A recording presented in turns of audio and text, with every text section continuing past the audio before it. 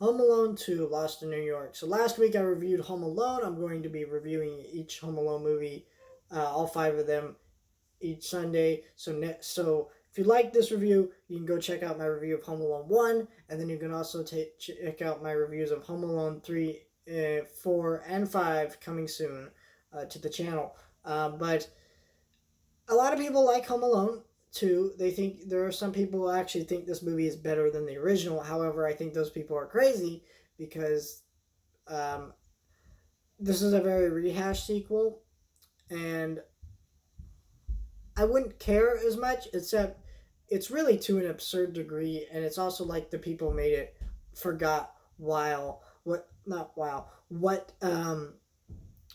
made the first movie so special.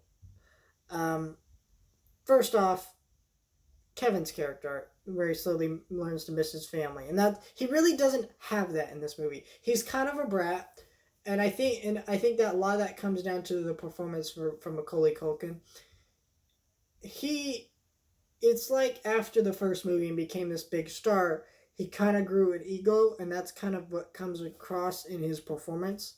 And he just comes across like a brat that doesn't learn anything, and um, and it's such a rehash to the movie that the original movie that they literally use lines of dialogue, and like, why would you bring back Harry and Marv? Nobody asked you to do that. It's not like people watch Home Alone. Their favorite parts are Harry and Marv.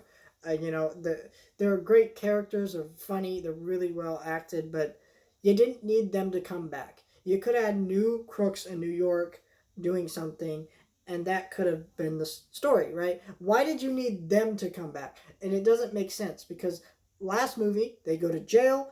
Kevin wraps it up with his family. This movie, they're here in New York. There's coincidentally the same place as him. It's too much of a coincidence for me to buy. It does not work. And again, and most of the time they're just walking around New York. And New York is huge, but they just happen to run into the same kid all the time. There's just too many coincidences in this movie that really don't work. I wouldn't be bothered by that last one I just mentioned, but as much if it wasn't Harry Marv doing it. It's just dumb. Why are we doing this?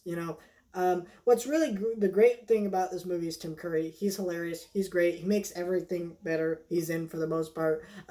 He's really funny in this movie. He has some of the best lines of dialogue in the movie. Most quotable lines. I love you.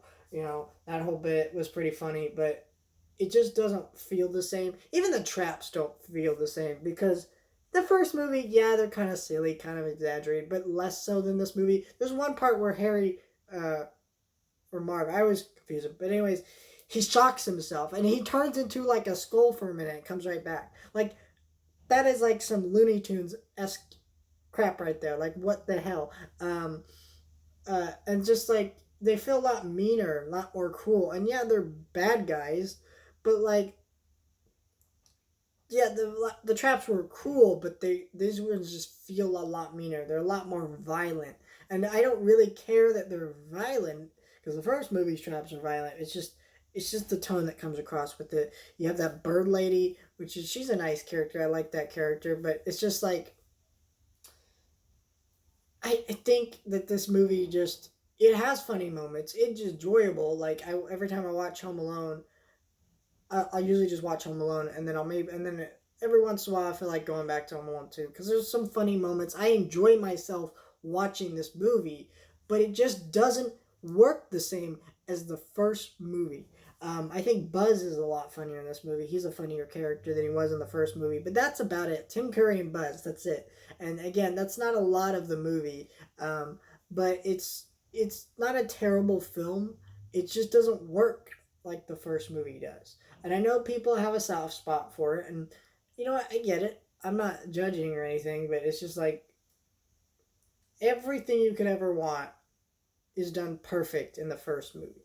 There is no making that movie better. Sure, you can make it maybe a little bit less logically flawed, but again, when a movie like that is so well made and so well crafted and had so much attention to detail and thought put into it, it wasn't just people being lazy. It doesn't really matter that there's some plot holes, because every movie has plot holes. It's just a matter of where those plot holes come from. Do they come from the fact that the people who made it are lazy and just goes, who gives a crap, or does it come from the fact that it's just a small little oversight that the screenwriters didn't notice, but the film is so good that it doesn't even matter. So, you know, think about that. I really love Home Alone, and I hold it to a very high standard. But this movie, no, Home Alone's a 10 out of 10. This is a 4 out of 10. Actually, let's make it a 5 out of 10. Yeah, that's about right. Just an average movie, nothing special, and that's just not what Home Alone was.